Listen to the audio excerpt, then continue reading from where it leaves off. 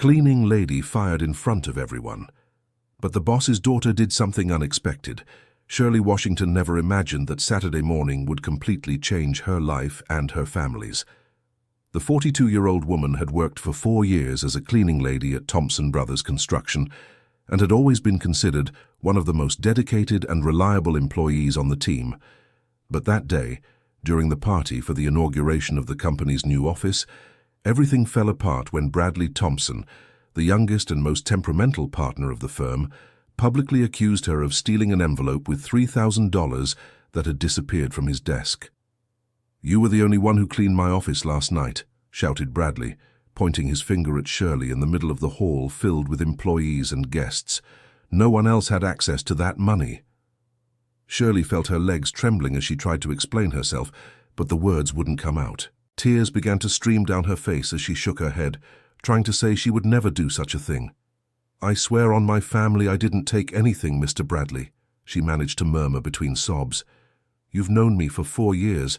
I never—" "Known?" interrupted Bradley with disdain. "I've known people who've worked with me for decades and betrayed me. You're fired, and you can be sure you're going to pay for this." The silence in the hall was deafening. Everyone present watched the scene with discomfort, but no one dared to intervene. Shirley looked around, searching for a friendly face, someone who could defend her honesty, but found only looks of judgment and curiosity. It was then that she felt a small hand hold hers. Looking down, she saw Lily, Bradley's 7-year-old daughter, who had quietly approached. The girl wore an elegant red dress, and her long hair was tied back with a delicate headband. "Daddy, Aunt Shirley didn't do it," said Lily in a firm voice that contrasted with her age. "She's good. She always gives me candy when you're not looking." "Lily, go to your room now," ordered Bradley, clearly annoyed by his daughter's intervention. "This is not a matter for children." But Lily didn't move. Instead, she held Shirley's hand tighter and looked directly at her father. "I saw where the money is, Daddy," said the girl, causing a murmur of surprise among those present. Bradley stopped mid-sentence, about to yell, and looked at his daughter with a confused expression. "What did you say?" he asked quietly. "The envelope fell behind your desk when you were on the phone yesterday. I was playing in your office and saw everything," explained Lily, still holding Shirley's hand. "But I was afraid to tell because you were angry." Bradley's face completely changed. The color drained from his cheeks as he processed his daughter's words. Without saying a word, he ran toward his office, followed by several curious employees. 5 minutes later, which seemed like an eternity to Shirley, Bradley returned to the hall holding the envelope in his hands. His face was red with shame, and he avoided looking directly at the cleaning lady. He began, but the words seemed stuck in his throat. The money was indeed there. But the apology did not come. Instead, Bradley simply turned his back and left the hall, leaving Shirley still humiliated in front of everyone. The party continued as if nothing had happened, but Shirley knew her reputation was ruined. Lily stayed by the cleaning lady's side for the rest of the party, as if wanting to protect her from the looks and whispered comments.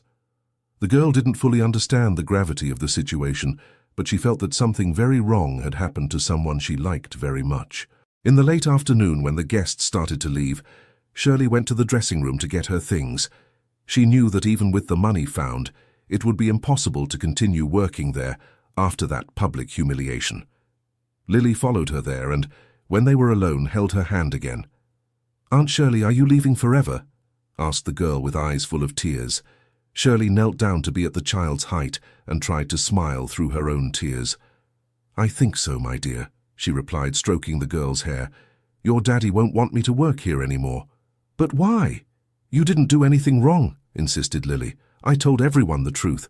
Sometimes, my child, telling the truth isn't enough to fix the harm that's already been done," explained Shirley with a sad wisdom. "Your daddy got very angry with me in front of a lot of people, and now it will be hard for him to admit he was wrong." Lily didn't fully understand, but she knew something deeply unfair was happening. She had seen Shirley's kindness every day, how the cleaning lady always had a smile and a kind word for her, how she kept little candies in her pockets to give when no one was watching. "Aunt Shirley," said Lily in a low voice, "can I come visit you at your house?" Shirley was surprised by the question. She lived in a simple neighborhood, very different from the world of luxury where Lily lived. "I don't know if your daddy would allow it, dear," she answered honestly. "He doesn't have to know," said Lily, with a determination that surprised Shirley. "I can go when he's at work." Shirley knew she shouldn't agree, but there was something in the girl's look that touched her deeply. Perhaps it was the fact that, on that terrible day, only Lily had defended her honesty. "All right," she agreed finally, "but it has to be our secret, okay?" Lily nodded vigorously and hugged Shirley tightly.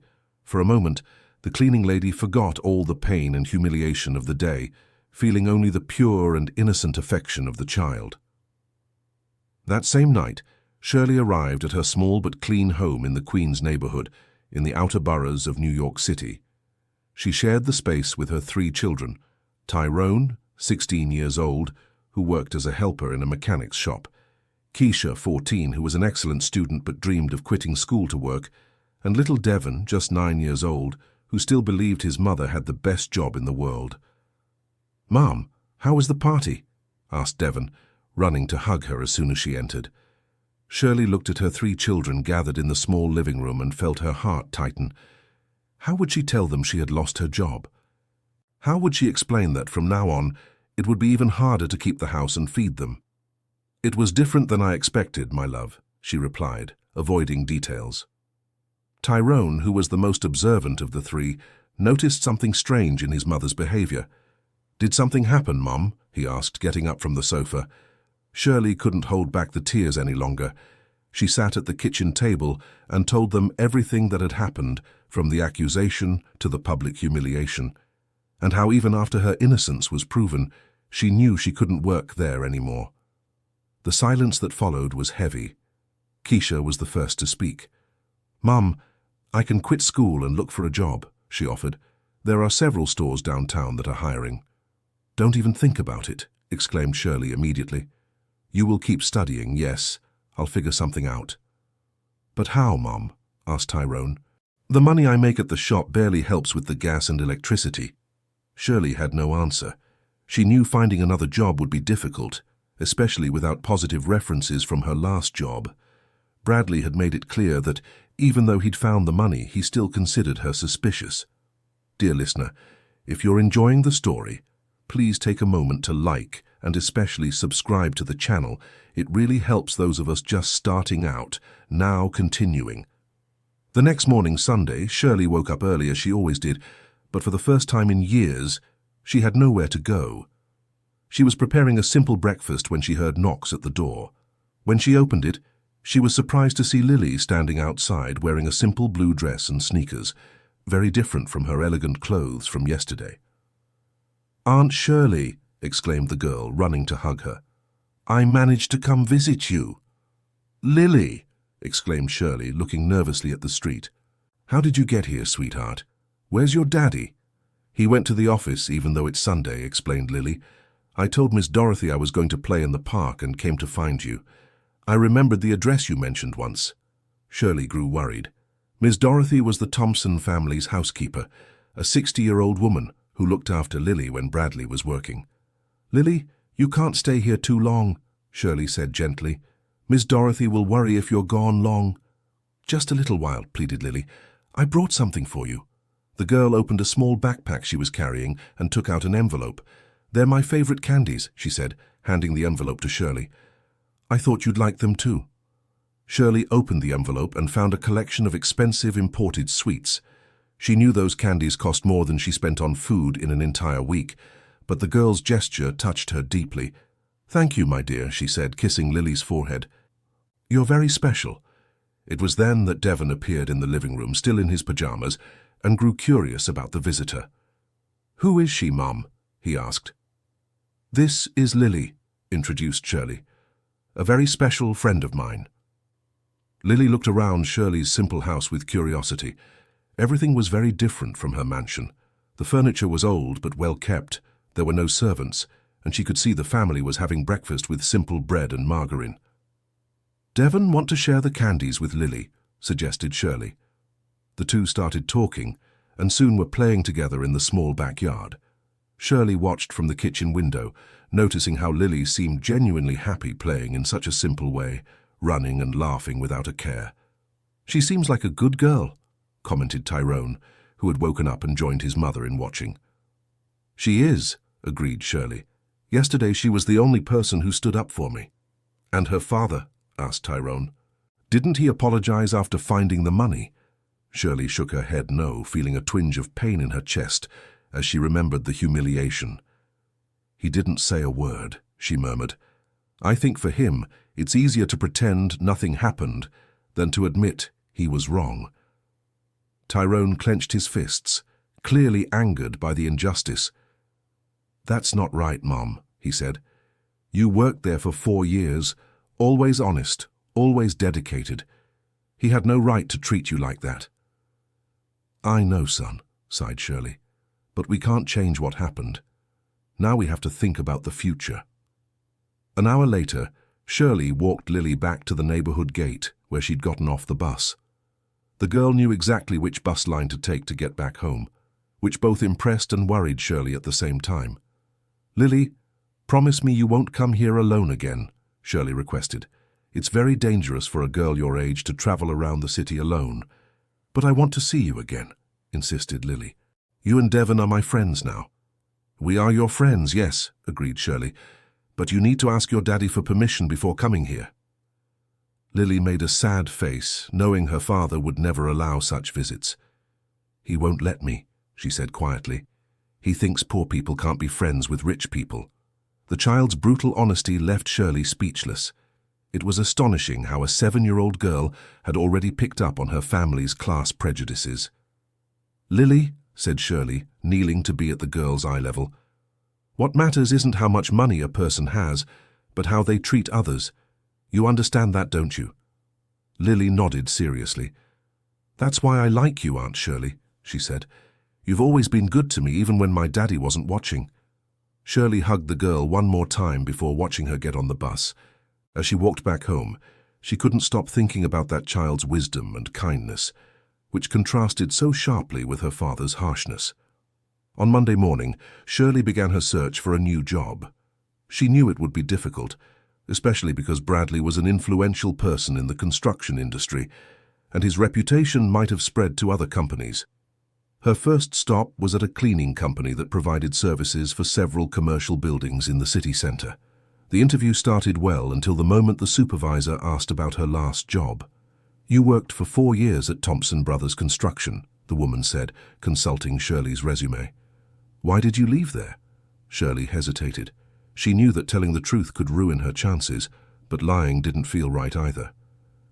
"There was a misunderstanding with one of the partners," she replied carefully. But it was cleared up later. The supervisor picked up the phone and dialed the number of Bradley's company. Shirley felt her heart race as she heard only one side of the conversation. "Hello, is this Thompson Brothers Construction?" "Yes, I'm checking references for a former employee, Shirley Washington." "I see. Thank you." When the supervisor hung up the phone, Shirley already knew from her expression what the outcome had been. "I'm sorry, but we can't hire you," the woman said coldly. "The references weren't positive." Shirley left the interview feeling defeated. It was exactly what she had feared. Bradley was sabotaging her chances of finding a new job. The same pattern repeated throughout the week. Whenever a company called to check her references at Thompson Brothers Construction, she was rejected. By the end of Friday, Shirley returned home empty-handed and with a heavy heart. "Still nothing, Mum?" asked Keisha, seeing the discouraged look on her face. Shirley shook her head and sat on the sofa, feeling the weight of responsibility on her shoulders. "They're giving you bad references, aren't they?" asked Tyrone, who had just arrived from the workshop still dirty with grease. "I think so," admitted Shirley. "Every time they check my last job, they don't hire me." "That's not fair," exclaimed Devon, who had overheard the conversation. "You didn't do anything wrong." Shirley hugged her youngest son, trying not to let him sense her despair. "I know, honey," she said, "but sometimes life isn't fair. We have to keep trying." That night, after the children went to sleep, Shirley stayed awake, calculating her finances. She had a small emergency fund, but knew it wouldn't last more than 2 months. The rent was due next week, and she still needed to buy food and pay the basic bills. For the first time since she had been humiliated at the party, Shirley allowed herself to cry freely. She had been a strong single mother for so many years, always finding a way to support her family with dignity. Now, for the first time, she felt she might not be able to protect her children from extreme poverty. The following Saturday, Shirley was trying to fix a leak in the kitchen sink when she heard knocks at the door. When she opened it, she was surprised to find Lily once again, but this time she wasn't alone. Next to the girl was a black woman around 60 years old, short and plump with graying hair tied in a bun. She wore simple but clean clothes, and her face showed a mix of curiosity and concern. "Aunt Shirley!" exclaimed Lily, running to hug her. "This is Miss Dorothy. I told her everything, and she wanted to meet you." Shirley looked surprised at the older woman, who extended her hand with a warm smile. "Pleased to meet you, dear," said Miss Dorothy. "Sorry to show up like this unannounced, but Lily talked so much about you that I got curious." "Please come in," said Shirley, still a bit confused. "Would you like some coffee?" "I'd love some," replied Miss Dorothy, entering the simple house and looking around approvingly. "My, what a clean and tidy home.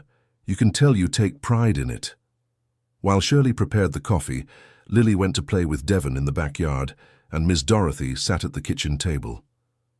"Lily told me what happened at the party," said Miss Dorothy in a low voice, "and I wasn't the least bit surprised." Shirley looked at her curiously. "No?" "That boy has always been too proud for his own good," explained Miss Dorothy, referring to Bradley. "I've worked for the family for over 15 years since before Lily was born. I watched him grow up, and he's always had this problem of thinking that being rich gives him the right to mistreat those who have less." "Won't you get in trouble for being here?" asked Shirley, worried. "He doesn't need to know," said Miss Dorothy with a mischievous smile. "I told him I was taking Lily to the mall for a walk. Technically, it's not a lie. We'll stop by there later."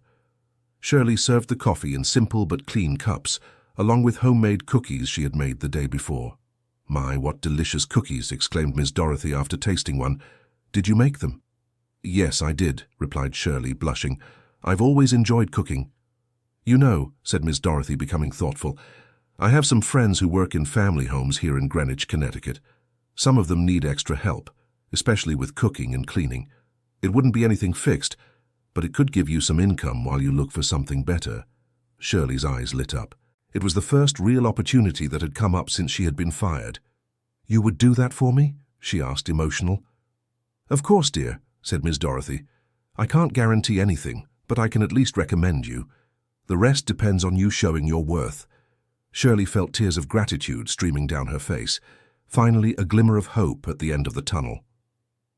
"There's one thing I need to ask you," said Miss Dorothy, becoming more serious. "Lily mentioned you have 3 children. How are things at home?" Shirley hesitated for a moment, but there was something in Miss Dorothy's maternal expression that made her feel she could trust her. "It's tough," she admitted. "I have a little money saved, but it won't last long. And whenever someone calls to check my references from my last job, they don't hire me." Miss Dorothy shook her head disapprovingly. "That's cowardly," she said. "Hurting a mother out of wounded pride." "I don't want to speak ill of him," said Shirley quickly. "He's Lily's father, and I know he loves her." "Loving his daughter doesn't excuse mistreating others," retorted Miss Dorothy. "And mind you, I like the boy. I watched him grow up. But that doesn't mean I'll sweep his wrongdoings under the rug." At that moment, Lily and Devon came running into the kitchen. "Miss Dorothy, did you try Aunt Shirley's cookies?" asked Lily, excited. "They're the best in the world." "I sure did," replied Miss Dorothy, smiling. "And I agree with you." "Devon, Lily wants to see your bottle cap collection," said Shirley. "Why don't you two go to your room?" After the children left, Miss Dorothy leaned closer to Shirley. "There's something else I wanted to tell you," she said in a low voice. "Lily has been different since she met you, more cheerful, more talkative. I think she needed a caring maternal figure in her life." "What do you mean?" asked Shirley, surprised. "What about her mother?" Miss Dorothy sighed deeply.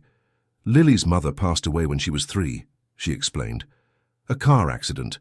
Bradley never fully recovered from the loss. I think that's why he became even more closed off and tough." Shirley felt her heart tighten. Suddenly, Bradley's coldness made a bit more sense. though it didn't excuse his behavior.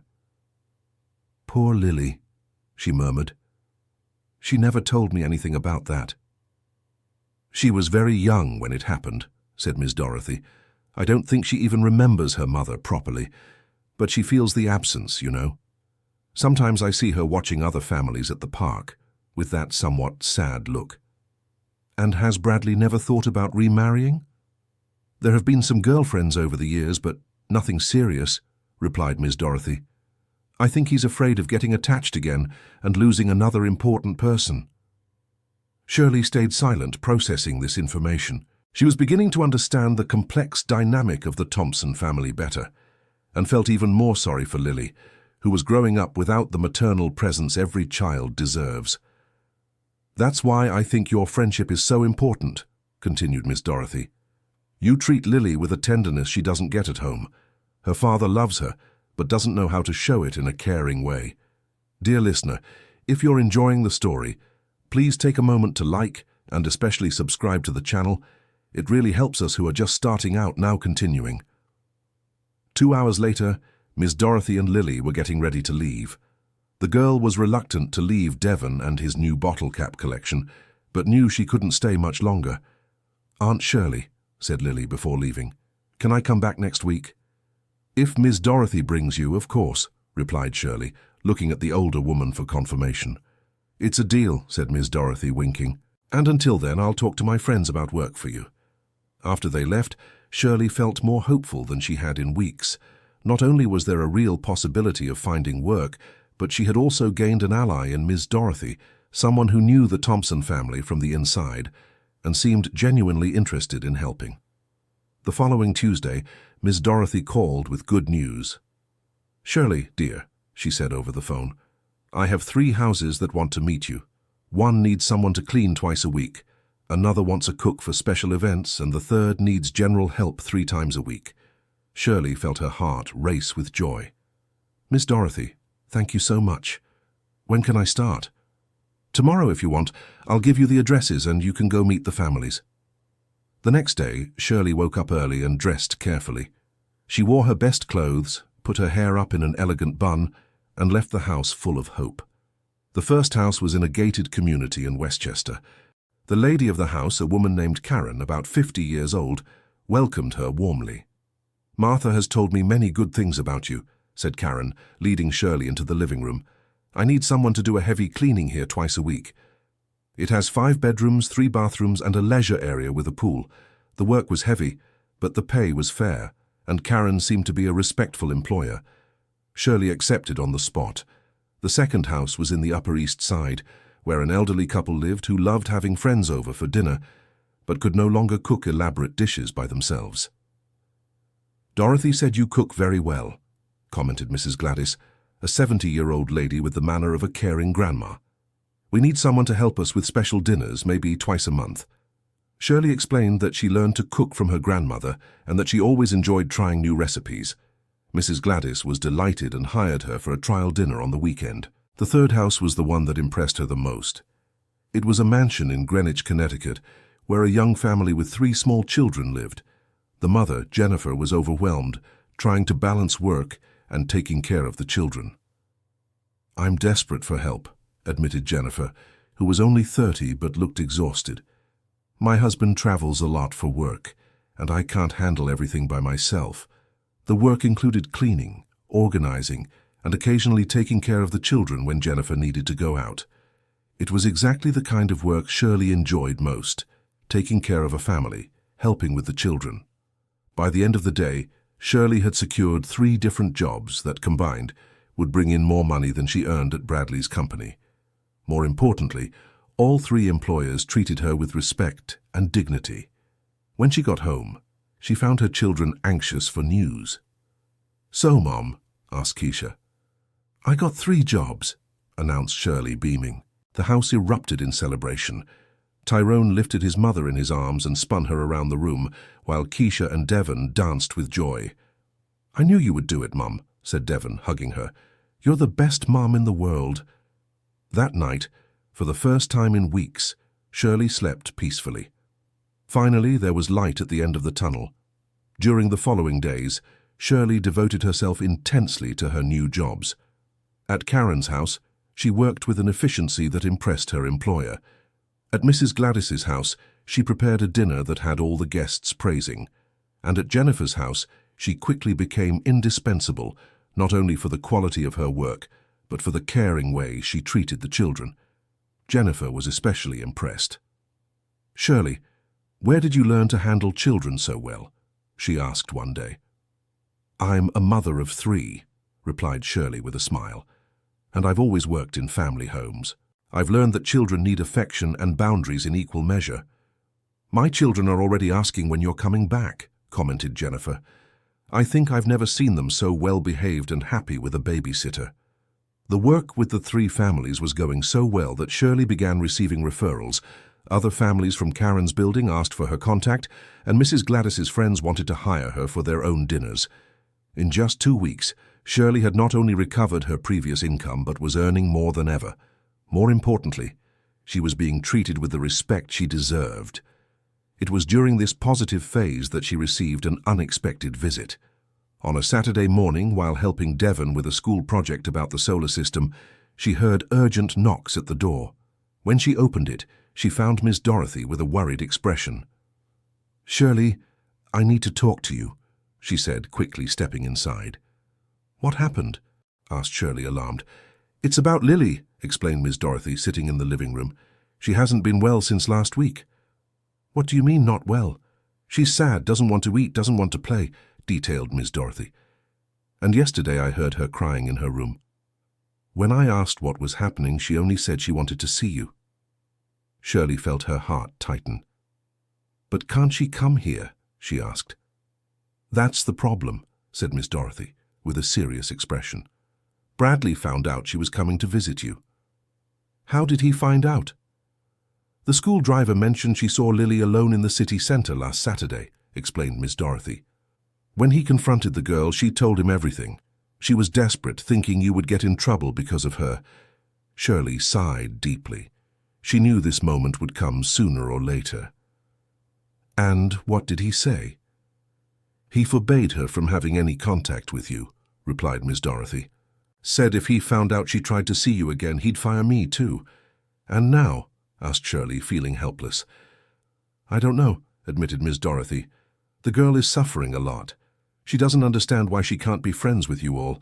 To her, you are a normal and caring family, something she doesn't have at home." Devon, who had overheard part of the conversation, approached the 2 women. "Is Lily not coming here anymore?" he asked, clearly sad. "I don't know, sweetheart," Shirley answered honestly. "Her daddy doesn't want her to come." "But why?" insisted Devon. "She's nice, and we like her." It was a simple question from a child, but it touched the heart of the matter. Why was an innocent friendship between children being prevented by class prejudices? "Sometimes adults make decisions that children don't understand," Shirley explained carefully. Miss Dorothy stayed a while longer, and the 2 women talked about possible solutions. But in the end, they concluded there wasn't much to be done. Bradley had the right to decide who his daughter could spend time with, even if that decision was unfair. After Miss Dorothy left, Shirley became thoughtful. She understood a father's protection, but she couldn't comprehend how Bradley didn't see that his daughter was being deprived of a genuine and healthy friendship. That night, Shirley decided to write a letter to Lily. She knew it would probably never reach the girl's hands, but she needed to put her feelings on paper. "Dear Lily," she wrote, "I want you to know that I will never forget you.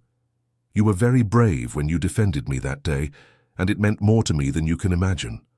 I know your daddy doesn't want us to see each other, and I respect his decision, but I want you to know that you will always have a special place in my heart, and if one day you need a friend, I will be here. Take care, my dear. With affection, Aunt Shirley."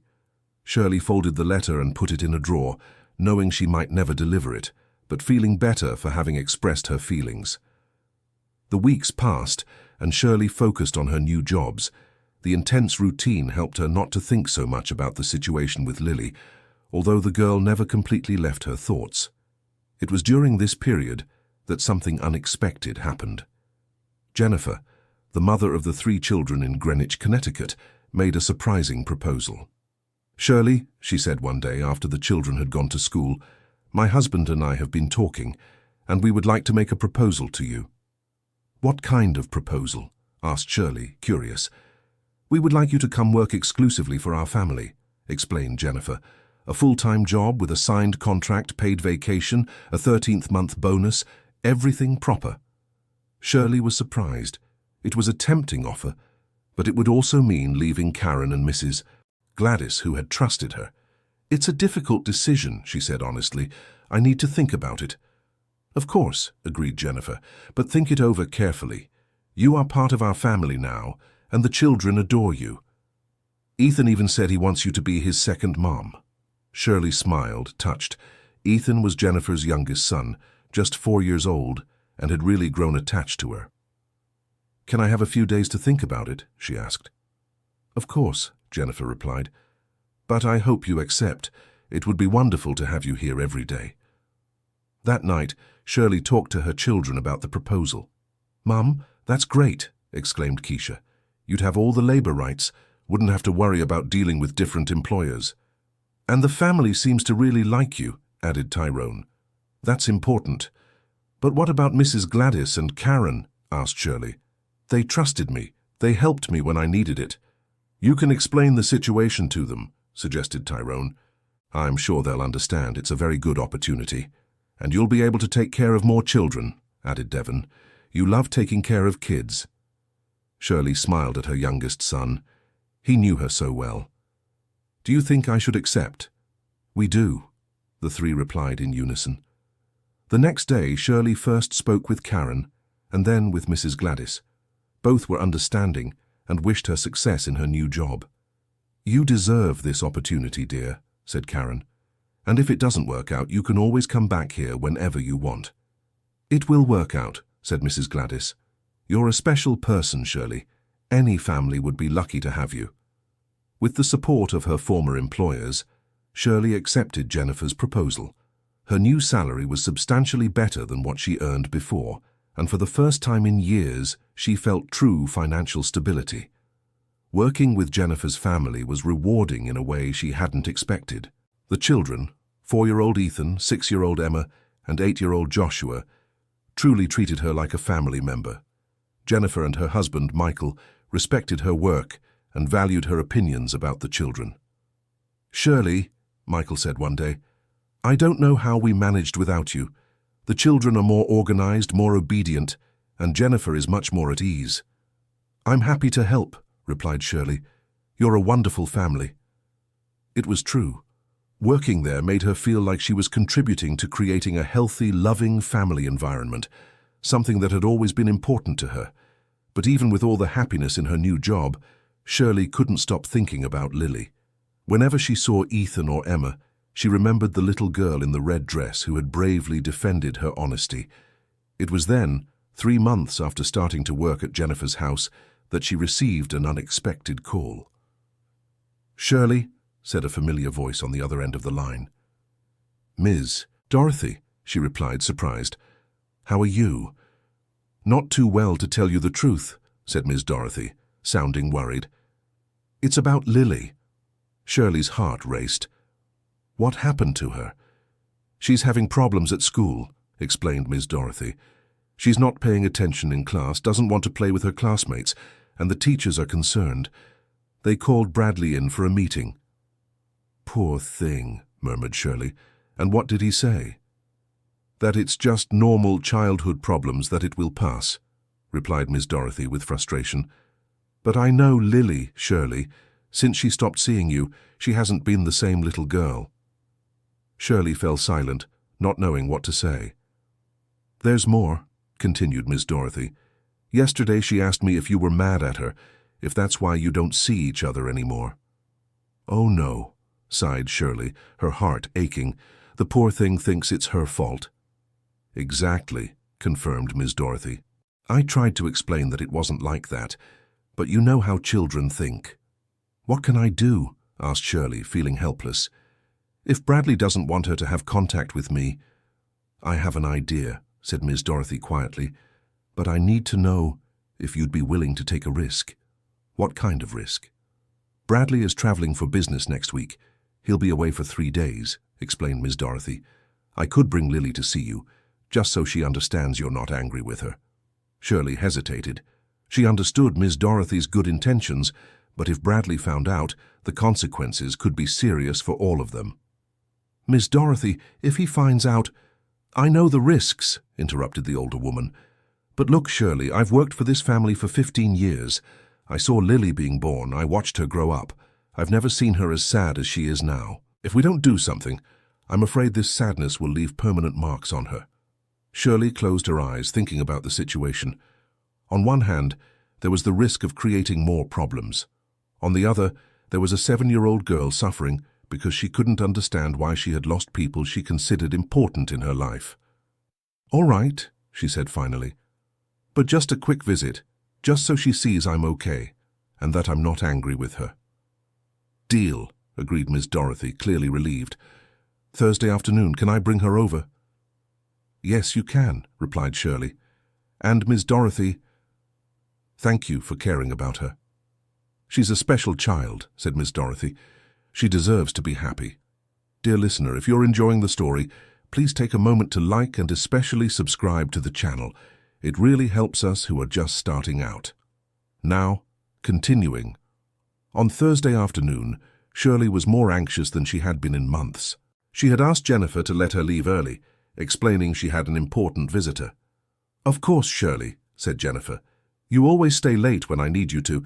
It's only fair you leave early when you need to.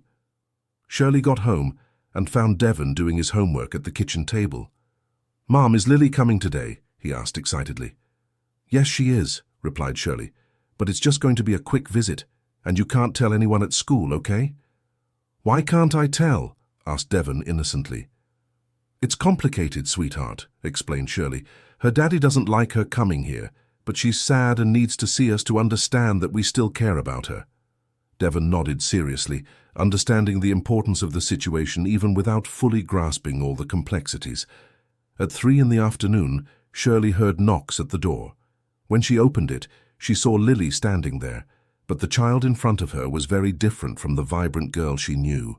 Lily had visibly lost weight, had dark circles under her eyes, and her posture was that of someone carrying a weight far too heavy for her age. Instead of running to hug Shirley as she always did, she stood still, almost shy. Aunt Shirley, she said quietly, you're not mad at me? Shirley's heart broke. She immediately knelt down and opened her arms. Of course not, my dear, she said, hugging Lily tightly. I could never be mad at you. Lily began to cry in Shirley's arms, releasing all the sadness and confusion she had held inside for months. I thought you didn't like me anymore, she sobbed. That's why they wouldn't let me see you. I like you very much, Lily, said Shirley, stroking the girl's hair. I will always like you. What happened wasn't your fault, understand? Miss Dorothy watched the scene with tears in her eyes, confirming she had made the right decision. Let's go inside, Shirley said gently. Devon was excited to see you. When Lily saw Devon, she managed her first genuine smile in months. Devon, she exclaimed, running to hug the boy. Lily, he replied, equally excited. Do you want to see my new collection? I got 50 more bottle caps. The two children ran to Devon's room, and for the first time in a long time, Lily seemed to be just a normal child playing with a friend. Shirley and Miss Dorothy sat in the kitchen to talk. How is she really doing? Asked Shirley, worried. Very poorly, admitted Miss Dorothy. She's not eating properly, she's not sleeping well. The teachers are really concerned. One of them even suggested she see a psychologist. And Bradley? He still thinks it's just a phase, said Miss Dorothy with frustration. He doesn't want to admit that his decision is hurting his own daughter. It must be hard for him too, said Shirley, trying to be fair. Losing his wife, raising his daughter alone. It is hard, yes, agreed Miss Dorothy. But that doesn't justify him depriving the girl of people who are good for her. Did you see how she transformed just from being here for a few minutes? It was true. Lily's laughter coming from Devon's room was the happiest sound Shirley had heard in months. Miss Dorothy, said Shirley carefully, may I ask a personal question? Of course. Does Bradley talk to you about decisions related to Lily? Sometimes, replied Miss Dorothy. Why? Do you think he would listen if you suggested he's being unfair to me and to Lily? Miss Dorothy was thoughtful for a moment. Honestly, I don't know, she admitted. He's very proud. Admitting he was wrong twice, first accusing you unfairly, then preventing your friendship, would be very difficult for him. But what if Lily's situation gets worse? Asked Shirley. What if she really needs professional help? Then maybe he'll stop and think, said Miss Dorothy. But I'd rather it not come to that point. They kept talking for another hour, while listening to the happy sound of the children playing. It was painful for Shirley to see how Lily flourished just from being in an environment where she felt loved and accepted. When it was time to leave, Lily clung to Shirley again. Can I come back soon? She asked with hope in her eyes. Shirley looked at Miss Dorothy, who shook her head discreetly. I don't know, my dear, replied Shirley honestly. But I want you to know that I will always be here if you need me, okay? Do you promise? I promise, said Shirley, kissing the girl's forehead. After they left, Devon was unusually quiet. Mom, he said finally, why doesn't Lily's father like us? It was another simple, direct child's question that went straight to the point. It's not that he doesn't like us, Devon, explained Shirley. It's that he thinks rich people and poor people shouldn't be friends. But that doesn't make sense, protested Devon. Lily is just like me. She likes the same things, plays the same games. To you and to me it doesn't make sense, agreed Shirley. But some adults think differently. Then adults are sometimes silly, concluded Devon with the relentless logic of a child. Shirley smiled sadly. Sometimes we are silly indeed, my love. In the following days, Shirley couldn't stop thinking about Lily's visit. The girl's sadness had deeply affected her, and she felt powerless for not being able to help more. That's when she had an idea. If she couldn't have direct contact with Lily, maybe she could try to communicate with Bradley, not to confront him, but to try to make him understand what was happening to his daughter. Shirley knew it was a huge risk. Bradley could react badly and cause problems for Miss Dorothy, but the image of a sad and thin Lily wouldn't leave her head. She decided to write a letter. Mr. Bradley, she began, I know I have no right to interfere in your daughter's upbringing, but I need to speak about something important. Miss Dorothy told me that Lily isn't doing well at school, and that worries me very much. When she visited me last week, I could see how much she was suffering. She thought I was angry with her, that our separation was her fault. I managed to reassure her, but I realized she needs help. I'm not asking you to change your decision about our friendship, but I ask that you consider getting professional support for her. A child shouldn't carry so much emotional weight alone. I know you love your daughter and want what's best for her. As a mother, I recognize that love and respect your decisions, but as someone who also loves Lily, I ask that you look at her more closely. Respectfully, Shirley Washington. Shirley reread the letter several times, trying to make sure the tone was respectful and not confrontational. After much hesitation, she decided to deliver it in person. On Saturday morning, she took 2 buses and went to the building where Bradley's company was located. She knew he usually worked on Saturdays and hoped to find him there alone, without any employees around. The building doorman recognized her since she had worked there for 4 years. Shirley, he greeted her with surprise. How are you? I heard you left the company. I'm fine, Mr. Fred, she replied. Is Bradley in the office? Yes, he is. Should I let him know you're here? No need, thank you. I'll go right up. Shirley climbed the 5 flights of stairs, feeling her heart beat faster and faster. When she reached the company's floor, she saw lights on only in Bradley's office. She took a deep breath and knocked on the door. Come in, she heard his voice from the other side. Shirley opened the door slowly. Bradley was sitting behind his desk, focused on some papers. When he looked up and saw her, his expression changed completely. What are you doing here? He asked, clearly surprised and uncomfortable. I came to give you this, said Shirley, approaching the desk and placing the letter on it. Bradley looked at the envelope without touching it. What is this? It's about Lily, Shirley replied simply. Please read the letter.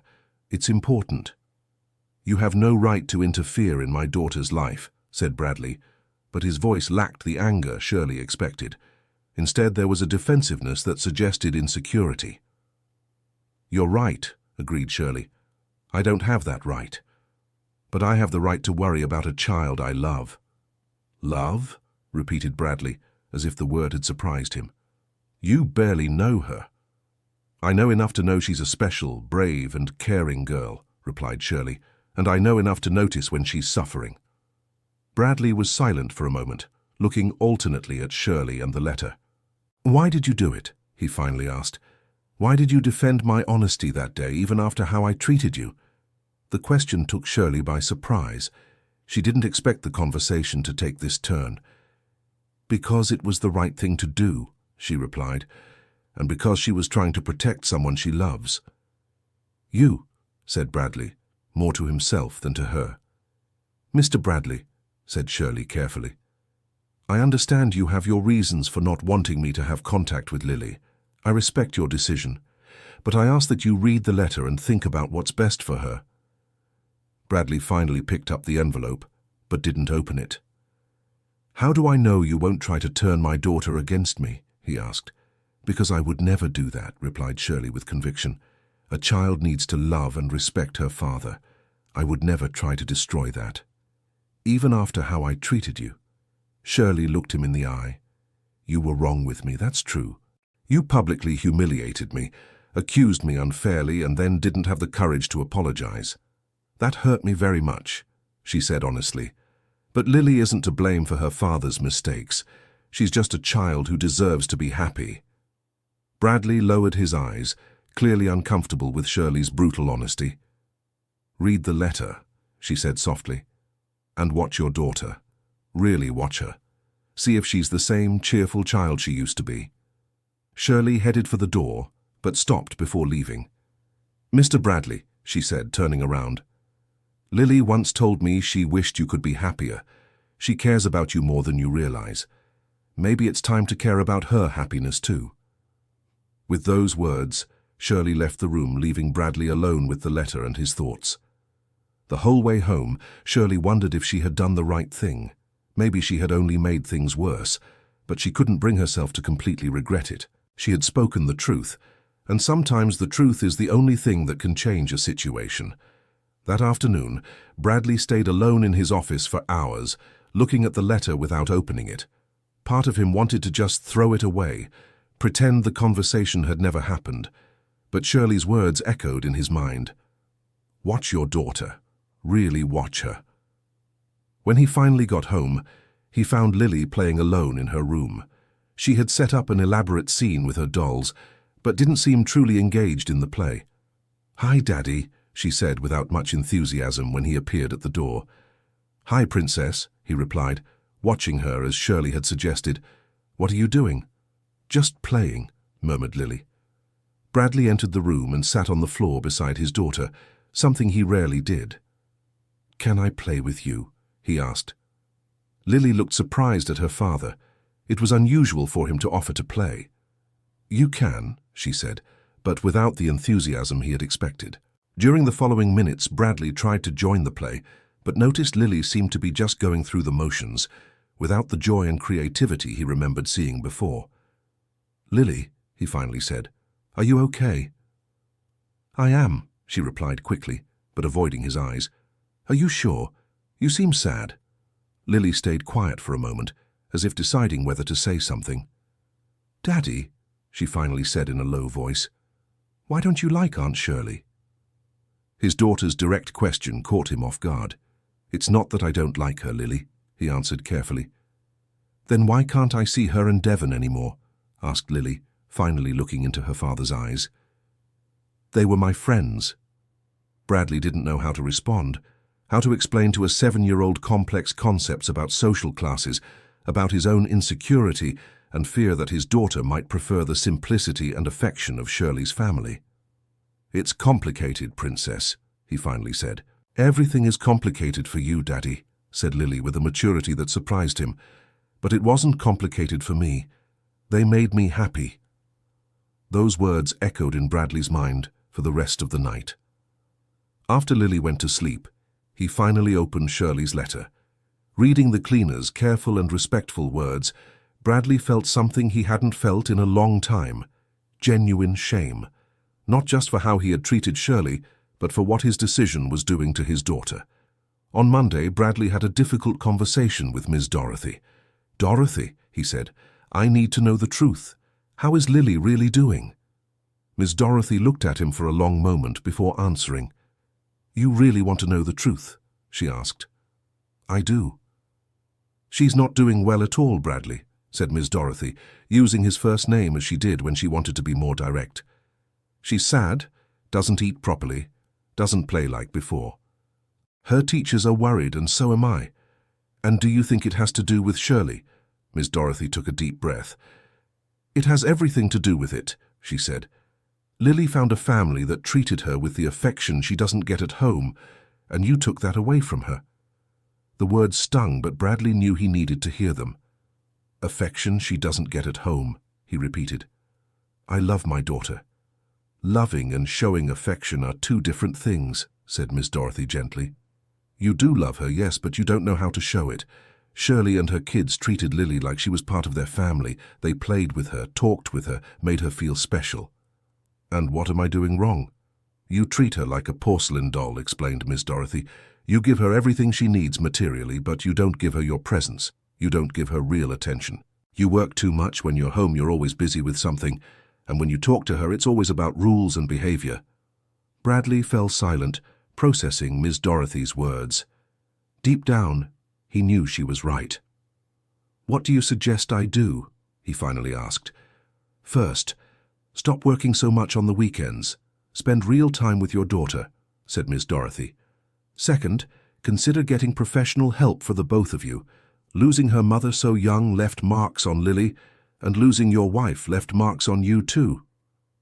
"And what about Shirley?" "That decision is yours," said Miss Dorothy. "But think carefully.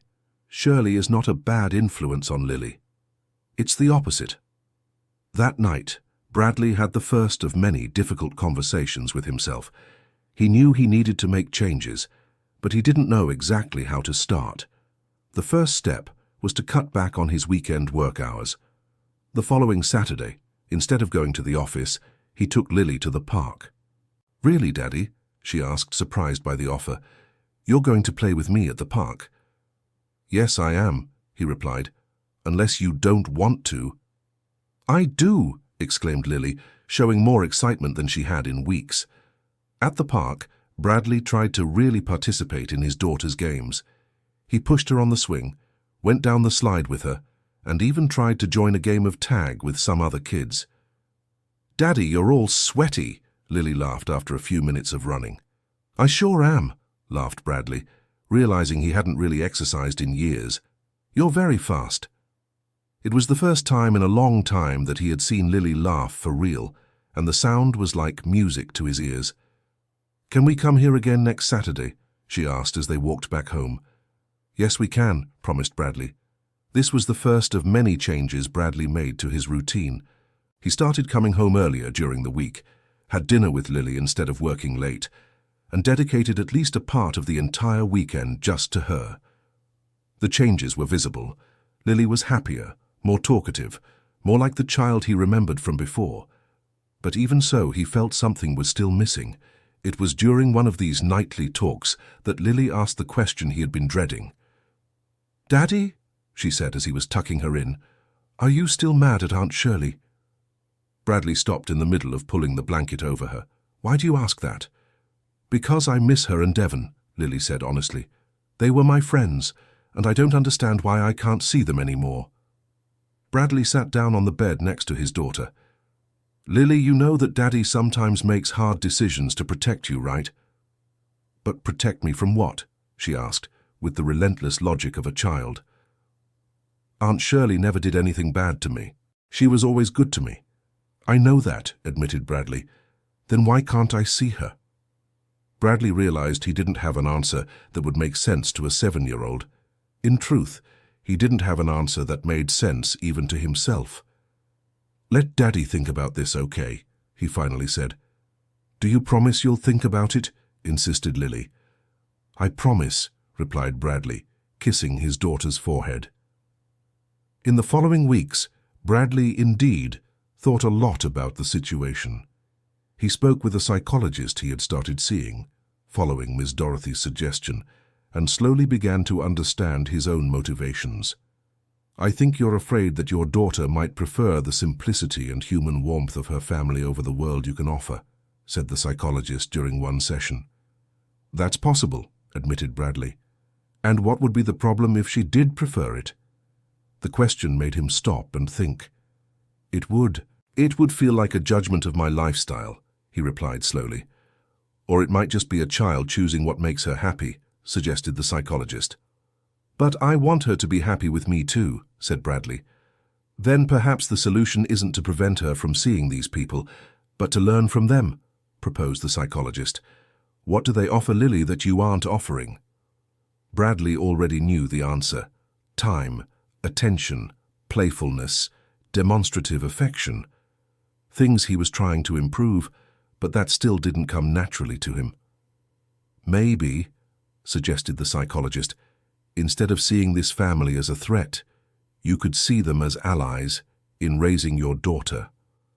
The idea was frightening, but it made sense. That's how, 1 month after the conversation in the office, Bradley made a decision that would change everything. On a Thursday afternoon, he left work early and, instead of going home, drove to the address he had obtained from the company files, Shirley's house. When he knocked on the door, it was Devon who opened it, and the boy was surprised to see this well-dressed man standing at the entrance. "Mom!" called Devon. "There's a gentleman here." Shirley appeared at the door, and when she saw Bradley, she immediately became tense. "Mr. Thompson," she said, clearly worried. "Has something happened to Lily?" "No," he replied quickly. "Lily is fine. May I come in? I need to talk to you." Shirley hesitated for a moment, but eventually agreed. "Devon, go do your homework in your room," she instructed. "Please." After they were alone in the small living room, Bradley looked around, observing for the first time the environment where his daughter had been so happy. It was simple, but clean and organized, with clear signs of a family that cared for each other. "Why did you come here?" asked Shirley, still standing, clearly defensive. "I read your letter," said Bradley, "several times." "And?" "And you were right. About everything," he admitted, lowering his eyes. "Lily isn't doing well. I wasn't paying attention, but now I see it." Shirley allowed herself to sit down, realizing this conversation would be different from what she expected.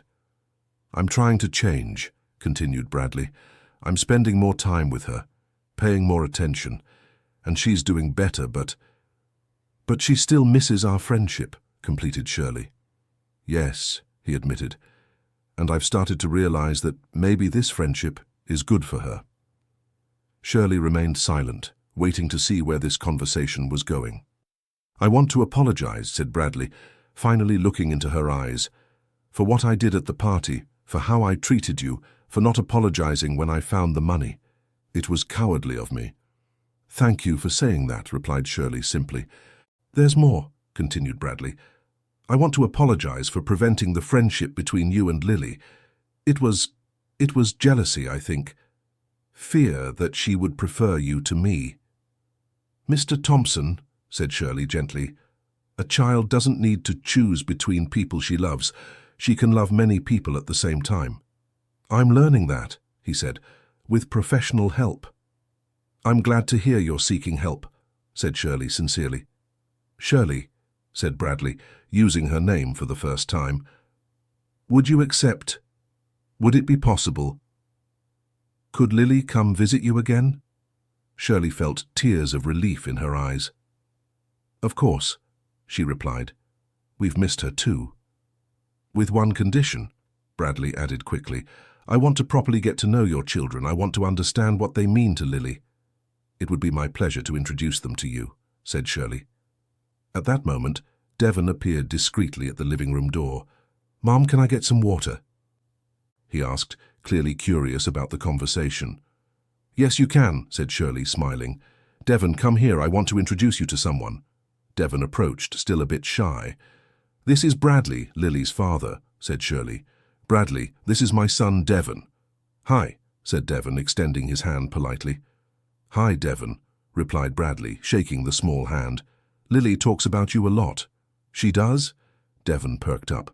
"Will she be able to come play here again?" "If your mother allows it, yes," replied Bradley. "That's great," exclaimed Devon. "Can I call her right now?" Shirley looked at Bradley, who nodded. "Yes, you can," she said. As Devon ran to get the phone, Bradley looked at Shirley. "He seems like a good boy," he commented. "Yes, he is," replied Shirley proudly. "All my children are good kids." "Lily is lucky to have friends like this," said Bradley sincerely. When Devon returned with the phone and called Lily, the joy in the girl's voice on the other end of the line was audible throughout the house. "Daddy is really there?" she asked, incredulous. "Really? Can I come over on Saturday?" "Yes, you can," replied Devon, looking at Bradley, who nodded. "And Daddy isn't mad at Aunt Shirley anymore?" "I'm not," confirmed Bradley, taking the phone. "Hi, Princess. Daddy was wrong. I'm sorry." "Oh, Daddy!" exclaimed Lily from the other end of the line. "I'm so happy. Can I tell Miss Dorothy?" "You can tell everyone," laughed Bradley. End of story. Now tell us what you thought of this story. Do you believe Bradley made the right decision by allowing Lily to maintain her friendship with Shirley and her family? Leave your opinion in the comments, and don't forget to like and subscribe to the channel for more heartwarming stories like this one.